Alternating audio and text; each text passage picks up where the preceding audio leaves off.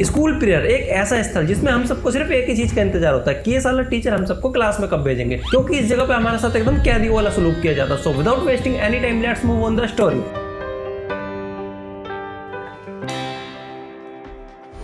तो देखो स्टोरी कुछ ऐसे, स्टार्टिंग टाइम से मेरे स्कूल जाने का कुछ खास मन नहीं होता था। इसकी मोटी मोटी एक ही वजह थी, स्कूल प्रेयर।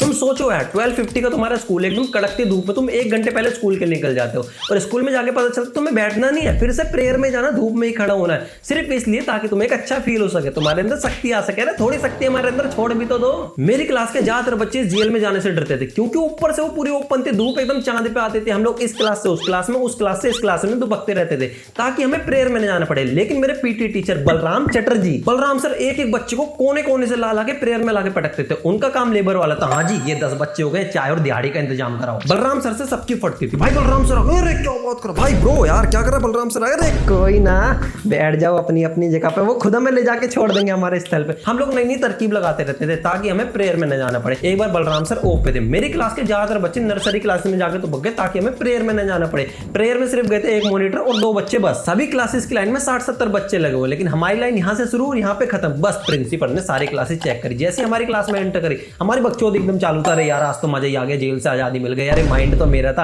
अरे बताया तो मैंने था। प्रिंसिपल सर बोलते ये माइंड वाले और बताने वाले दोनों इधर आ जाओ। पूरी क्लास को मस्त प्रेयर में उन्होंने मुर्गा बनाया। 1 घंटे तक हमारी रंगबाजी निकाल दी और एक नया रूल ऐड कर दिया। आज के बाद से मॉनिटर डायरी लेके आएंगे, यहाँ पे अटेंडेंस होगी और उस अटेंडेंस को सभी मॉनिटर प्रिंसिपल रूम में आके सबमिट करेंगे। अरे अटेंडेंस ही क्यों, पूरा पीरियड अटेंड करा दो ना। यहाँ पे धूप में तो हम सड़ते हैं, तुम तो अपने स्टेज पे जाके खड़े हो जाते, थोड़ी बहुत छाई आई जाती है वहाँ पे बिल्डिंग की। प्रेयर में आके 20 मिनट तो हमें लाइन बनाने में लग जाते थे। कभी कोई आगे जा रहा, कभी कोई पीछे जा रहा, कभी कोई किसी के बाल खींच रहा, कभी कोई किसी में चांटा मार दे रहा, और जिसके चांटा लग रहा है वो भी उस चीज को इग्नोर कर दे रहा, क्योंकि 600-700 बच्चों में से इतनी गर्मी में उस बच्चे को ढूंढना भाई बहुत मुश्किल है। वो किसी और में चांटा जड़ देता, क्योंकि कहीं तो बदला निकालना ना। इन सब में हमारे 20 मिनट निकल जाते थे। सर को हमारी ये सब हरकतें भी नहीं बची। उन्होंने एक नया रूल ऐड कर दिया, कल से सब लोग हाइट वाइज लगेंगे। अगले दिन हम लोग एक दूसरे कंधा मैच कर रहे हैं। अरे ये देख तेरा कंधा थोड़ा सा बड़ा है, तू एक काम करना पीछे जाके लग जा। हम लोग यही करते रहते। मैं पीछे जाके लगा, टीचर्स मेरे को बोलते देखो पता नहीं चला कि हाइट वाइज बोला है, यहाँ कैसे लगा। मैंने कहा सर वो जूते की वजह से जुबान चलाता है। चल पूरी लाइन लगने के बाद भी टीचर्स बोले तुम्हें तुम्हारे आगे से आगे वाले की गर्दन नहीं दिखनी चाहिए। ए भाई सुन ना, अभी मैं थोड़ा आगे देखूंगा, अपने आगे वाले की गर्दन देखूंगा, तेरी गर्दन थोड़ी सी बड़ी पड़ रही है, तू अपनी थोड़ी दबा के रखियो। हाँ सर जी डन है,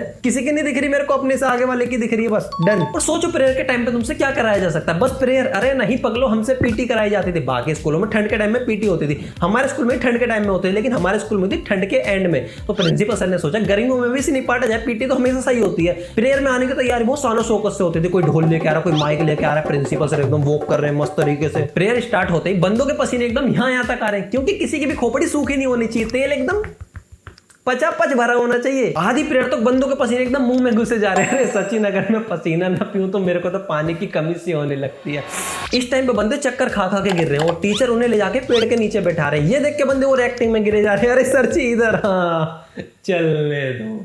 और गिरे हुए बच्चों को पानी डाल डाल के उठाया जाता, क्योंकि अभी ना राष्ट्रगान भी तो अटेंड करना। राष्ट्रगान जैसे ही खत्म होता वैसे पीटी शुरू हो जाती। 1 2 1 2 3 1 2 1 2 3। पीटी करते करते हमारी पूरी हड्डियां बोल जाती, तब जाके हमें बैठाते थे। तब हम सब बच्चों में से एक बच्चे को बुलाया जाता काउंटिंग करने के लिए। 1 से 100 तक काउंटिंग करता था अटेंडेंस के लिए। इस बच्चे के बल्ले बल्ले होते थे, क्योंकि स्टेज पे जाता था, वहां पे छाई रहती थी और चीजें यहीं पे खत्म नहीं होती। जो भी बहुत इंपॉर्टेंट अनाउंसमेंट होती है, बिल्कुल रेयर अनाउंसमेंट होती है, वो भी ना यहीं पे बतानी बच्चों। तुम्हें पता साइड वाली क्लासेस के बच्चों ने टॉप किया। अरे नहीं हमारे लिए जरूरी बात, अगर तुम्हारे लिए जरूरी बात है तो सेम बात चल के क्लास में बता दो, वहां पे भी सुन लेंगे हम। इतने टाइम तक हम बैठ के क्या करें, हमें कुछ समझ नहीं आता था। पूरी लाइन में हम एक दूसरे के बाल खींचते रहते थे, एक दूसरे का नाम लगाते थे। अरे ये कर रहा है, अरे भाई मैं क्यों करूंगा यार, मैं तेरा भाई हूँ, ये सब करूंगा। इन्हीं सब हरकतों की वजह से टीचर हमें ज्यादा टाइम तक रोक के रखते थे। अच्छा ये करा था, एक काम करो, इसको ज्यादा टाइम तक रोक के रखो। अरे नहीं इसकी पूरी क्लास को रखो। अरे नहीं यार ऐसे भेदभाव होगा, एक काम करो पूरी क्लासेस को रोक के रखो जितनी भी क्लास है। और हमारे स्कूल में अक्सर न्यू टीचर आते रहते थे और उन्हें भी अपना इंट्रोडक्शन प्रेयर के टाइम पे देना है। बच्चों मैं महेश तुम्हारा हिंदी टीचर। कंटिन्यू सर, कुछ नहीं हुआ, कंटिन्यू करो, आज से मैं आपको हिंदी पढ़ाऊंगा। और इनका इंट्रोडक्शन इतना लंबा होता था, जब भी हमारे क्लासेस में आते थे हमें 1% की भी खुशी नहीं मिलती थी। अरे यही है जिन्होंने हमें सुबह धूप में सजा दिलाई थी, हटा यार। और जब भी कोई स्टूडेंट कोई बड़ी गलती कर देता तो उसको अगले दिन प्रेयर में बुलाया जाता और मस्त उसकी बेइज्जती कराई जाती। अरे सर जी मैं कह रहा था गलती तो उसकी थी, वो तो स्टेज पे खड़ा है, हमें क्यों धूप में बुलाया जा रहा है। और कोई भी स्टूडेंट अगर धूप से बचने के लिए पेड़ की साइड जाके बैठ जाता, सभी टीचर की नजर निकल। हमें इतनी देर तक बैठाया जाता था, 2 बार हम लोग वॉशरूम जाते थे, वॉशरूम में जाके भी तुम्हें सुकून मिल जाए ना। एक टीचर वहां पे हमेशा रहता था, अरे बेटे हो गया हो तो चलो, कल भी आना होगा ना तुम्हें। हाँ सर जी हाँ। टॉयलेट करने वालों को मिलता था 1 मिनट, पोटी करने वालों को मिलते थे 5 मिनट। ज्यादातर बच्चे बहाना बना के पोटी में बैठे रहते हैं, लाइन लगी पड़ी है पोटी वालों की। अरे बच्चे कहाँ जाओगे? पोटी सर जी, पोटी पोटी पोटी पोटी, हग देते थे बिल्कुल।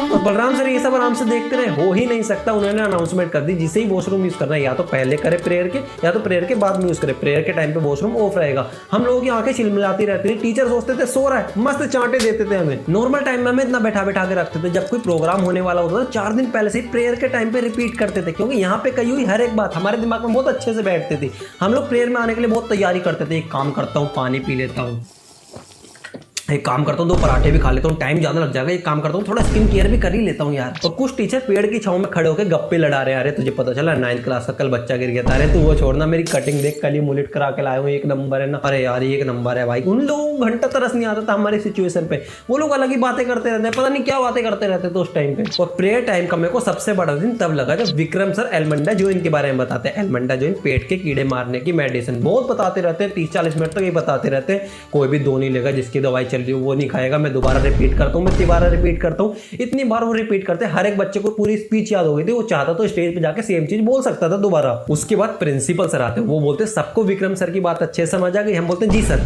जी सर जी सर जी सर। 4 बार हमसे बुलवाते थे, फिर सबको गोली बांटने लगते। सोचो 600-700 बच्चों को बांटने में कितना टाइम लगता है? 10 से 15 मिनट। लेकिन ये लोग आधा घंटा लगाते थे, बैठे बैठे हमारा पिछवाड़ा पूरा फूल जाता था। लेकिन कंप्लेन किससे करें? सेम चीज यार क्लास में भी हो सकती है, समझो बात को। पूरे स्कूल ने एलमेंटा जो वहीं पकाई। मैं जल्दी चबा गया, खत्म करो यार, भेजो क्लास में। जितनी शक्ति प्रेयर के टाइम में हम लोग ग्रहण नहीं कर पाते, उससे ज्यादा शक्ति निकल जाते। यहीं पे करते स्टोरी का मैं मिलूंगा तुमसे नेक्स्ट स्टोरी टाइम में, तब तक के लिए बाय बाय।